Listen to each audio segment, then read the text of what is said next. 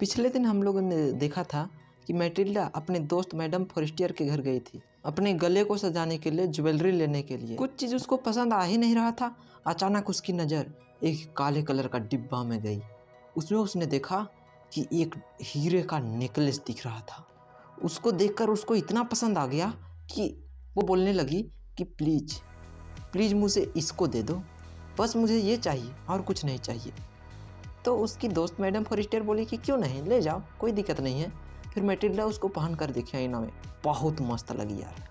पूरा खुश हो गई और गई अपने घर। देखते ही देखते पार्टी का दिन आ चुका था। पार्टी में वो पहन के गई। जब वहाँ पार्टी में पहुँची ना, तो सबसे सुंदर यही दिख रही थी, एकदम अमीर औरत के जैसा दिख रही थी। उसका ज्वेलरी उसका ड्रेस में बहुत मस्त मैच कर रहा था। पूरा खुश थी, स्माइल कर रही थी, सबको देख रही थी। उसने देखा कि जितना भी पुरुष थे उसको देख रहे थे और सभी पुरुष उससे मिलना चाहते थे, उसका नाम पूछना चाहते थे और उससे बातें करना चाहते थे। वो दिख ही रहे थे उतना सुंदर थे। जब लोग ऐसा कर रहे थे तो उस दिन उसको ऐसा लगा कि भगवान ने मेरी सुन ली है। उसका पार्टी पूरा सक्सेस हो चुका था। वो चाहते थे कि लोग उसका तारीफ़ करें। लोग पूरा तारीफ़ कर रहे थे कि वाह बहुत सुंदर दिख रही है। अब पार्टी में गई है भैया, डांस वांस तो करेगी ही। रात भर डांस की, सुबह का 4 बज गया। शाम को आई थी पार्टी में, देख रहे हो कितना लेट हो चुका है यार। वो सब तो ठीक है, लेकिन इसका पति, दोस्त, इसका पति रात को सो रहा था वहीं पर बगल में एक कमरा था, उसमें आराम से सो रहा था। इसके साथ और 3 पुरुष थे जिसकी पत्नी लोग इसी के पत्नी जैसा मौज मस्ती कर रही थी, पार्टी में डांस करने गई थी। इसका पति मस्त से सुतल है। 4 बजे तक पूरा पार्टी एंजॉय की, उसके बाद अपने पति के पास आई। उस समय तक उसका पति आधा सोया हुआ था। देखा कि मैडम आ गई है, चलो अब जाना होगा करके फिर उसको एक शाल ओढ़ाया। ठंडा भी लग रहा था तो शाल नहीं समझते हो भैया, चादर, ब्लैंकेट। ठंड के दिन में बहुत से लोग चादर ओढ़ते हैं, तो उसी को हम शाल कह रहे हैं। तो उसको ओढ़ा दिया। वो चादर एकदम गरीबों का चादर जैसा था और वो ड्रेस कैसा की थी, अमीरों का ड्रेस की थी। उसको लगने लगा कि ये चादर का चलते मैं बहुत बदसूरत दिख रही होंगी। उसका दिमाग में एक ही चीज़ चल रहा था कि पार्टी के दूसरे औरत मुझे देख ना ले, नहीं तो फिर गड़बड़ हो जाएगा। क्योंकि अभी गरीबों का चादर ओढ़ी हुई है। वहाँ जितना भी अमीर आदमी की पत्नी आई थी सब कोई फर का चादर ओढ़े थे, लेकिन ये पुराना भद्दा दिखने वाला चादर ओढ़ी थी। इसको बहुत शर्म आ रहा था। ये पूरा जल्दी में थी, सोच रही थी कि जितना जल्दी हो सके यहाँ से निकल जाऊँ और घर पहुँच जाऊँ। अपने पति को बोली कि चलो जल्दी। तो उसका पति बोला कि रुको, कैब बुलाते हैं। कैब गाड़ी को बोल रहा है, टैक्सी को। वो अपने पति का हाथ को पकड़ी और बोली कि चलो जल्दी, पैदल चलते हैं। फिर उसका पति इधर उधर हल्ला करने लगा, अरे भैया कोई घोड़ा गाड़ी भी तो कम से कम मिलो, कितना दूर पैदल जाएंगे। घोड़ा गाड़ी को इंग्लिश में कैरेज कहते हैं। वे लोग पैदल चलते गए, चलते चलते नदी के पास पहुँचे। वे लोग थक के चूर चूर हो चुके थे, क्योंकि वो तो रात भर डांस की है और इतना दूर चल के आए। उसके बाद ठंड भी लग रही थी, ठिठुर रहे थे। कहीं भी तुम जाना, कहीं पर कुछ रात बिताना है तो वहाँ पर 2-3 चीज़ का हमेशा ख्याल रखना, खाने का ख्याल, रहने का ख्याल, ठंडा दिन है तो ओढ़ने सब का ख्याल रखना। उन्होंने देखा कि दूर से एक पुराना कैरेज आ रहा है। ये कैरेज रात होने के बाद आदमी लोग का सेवा करने के लिए निकलता है, ताकि आदमी को कभी भी ना काम पड़ सकता है यार, इसलिए ये कैरेज सेवा के भांति रात को चलता था। तो वो कैरेज उन लोगों को घर तक पहुँचा दिया। वे लोग घर आए, पूरा थक चुके थे। मैटिल्डा तो सोच रही थी कि बस कपड़ा उतारने दो, फिर तो मन भर सोऊंगी। और उसका पति सोच रहा था कि सो जाता हूँ, अभी 10 बजे तो ऑफिस पहुँचना है, तो उसके लिए भी तैयारी करना है। देख रहे हो दोनों का सोच में फ़र्क। अब जब ये कपड़ा उतार रही थी तो उस समय उसने सोचा कि एक बार लास्ट टाइम अपने आप को देख लेती हूँ, कैसा दिख रही हूँ मैं। इसके बाद तो हार को अपने दोस्त को दे दूंगी। भैया वो इसे देख के हैरान हो गई कि उसका गले में उसका हार था ही नहीं। बाप रे बाप, कहाँ खो गया यार।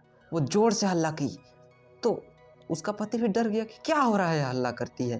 फिर बोलती है कि मैडम फॉरेस्टर से जो मैंने नेकलेस लिया था वो अब नहीं रहा, वो खो गया। उसका पति तो डर गया कि ये क्या हो गया, ऐसा कैसे हो सकता है। बाबू डायमंड नेकलेस था, कोई लोहा का नेकलेस नहीं कि चलो 50-60 रुपया में 1 किलो आ जाएगा।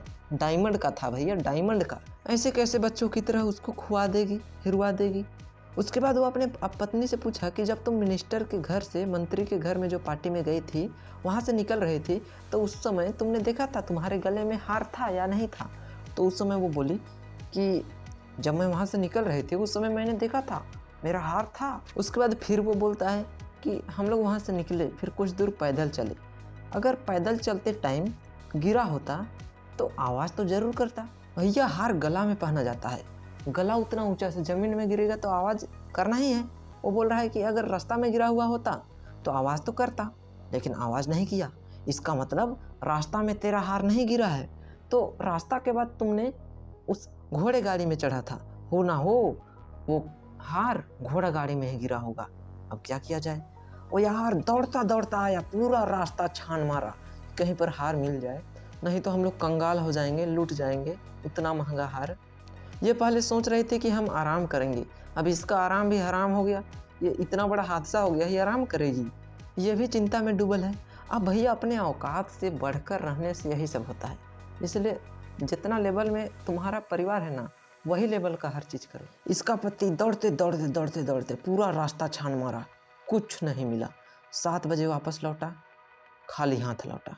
इसका पति का भी हाल बेहाल हो गया, क्योंकि यार हीरा का नेकलेस है, गरीब आदमी कैसे उसको चुकती करने सकेगा। सोचा कि और क्या किया जाए और क्या क्या उपाय लगाया जाए। फिर उसने सोचा कि चलो अब आदमी लोग से पूछते हैं, ऐसा ही तो नहीं मिलेगा। उसने पुलिस के पास गया, बोला कि अगर कोई आदमी आपको डायमंड नेकलेस दे तो हमें बता देना। उसके बाद कैब ऑफिस में गया, बोला कि यहाँ भी कोई कैब वाला आपको डायमंड नेकलेस दिया होगा तो उसको बता देना। उसके बाद न्यूज़पेपर में एडवर्टाइजमेंट कराया कि यार किसी को भी कहीं पर भी मेरा डायमंड नेकलेस मिले तो प्लीज़ ला के देना, मैं कहूँगा, अवार्ड दूंगा। दिन भर यही सब काम किया। अब शाम को मुंह लटका कर घर में आया, क्योंकि कुछ मिला ही नहीं भैया। दिन भर मैटिल्डा भी पूरा परेशान थी। उसके बाद उसने बोला कि एक काम करो, तुम अपने दोस्त को एक लेटर लिखो, उसमें बोलो जो तुम्हारा हार था ना, उसका जो लॉक था जिसको पहन करके उसको लॉक को लगाते हैं, वो वाला लॉक थोड़ा सा टूट गया है, उसको रिपेयरिंग करने के लिए मैं दुकान में दी हूँ। रिपेयरिंग करने में थोड़ा सा टाइम लगेगा, रिपेयर होने के बाद मैं तुमको वापस लौटा दूंगी। वो वैसा ही कि लेटर लिख दी। ऐसा ये लोग इसीलिए किए ताकि इनको टाइम मिल सके। इतना लोगों को बताया है, कहीं किसी को मिल गया और वापस कर दिया तो अच्छा ना होगा। लेकिन यार 1 सप्ताह बीत गया, इन लोगों का भरोसा टूट गया। लगने लगा कि कोई वापस करने वाला नहीं, दुनिया में सब बेईमान है साला। मिस्टर लोएसल मैटिल्डा से 5 साल बड़ा था, उसको ज़्यादा होश भी था। बोला कि हमें इसको वापस करना होगा, जो नेकलेस को उन्होंने हेरवाया है तो उसको वापस करना होगा। ऐसा कह के वो बोलने लगा, कैसे करना होगा? इसी के जैसा दूसरा नेकलेस खरीद के देना होगा, और क्या। उसने एक बहुत बड़ा ज्वेलरी शॉप में गया। वो ज्वेलरी शॉप का नाम था पैलेस रॉयल। वहाँ उसने देखा कि जैसा मैडम फॉरेस्टर का नेकलेस था ना, सेम टू सेम वैसा ही नेकलेस पड़ा हुआ है। तो वो पूछा कि इसका दाम क्या है भैया? क्या पूछा? दाम पूछा रे? अरे ये डायमंड का नेकलेस है, हीरा का नेकलेस है, इसका दाम पूछते हो? चलो बताता हूँ, पूरे 40,000 फ्रैंक्स।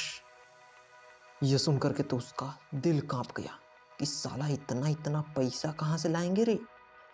फिर उन्हें बार्गेनिंग किया कि यार प्लीज़ रेट कम करो, इतना सारा कहाँ से देने सकेंगे।